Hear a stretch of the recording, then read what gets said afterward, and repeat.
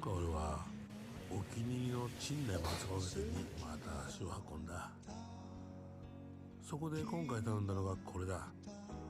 皆さんはこれ何に見えますか？あんかけラーメンに見えたりしませんか？でも実はこのあんかけの下にはこのように揚げ焼きそばの極太麺がしっかりと入ってました。そして特盛りの証とも言うべきうずらの卵がしっかりと2個入ってました。ごちそうさまでした。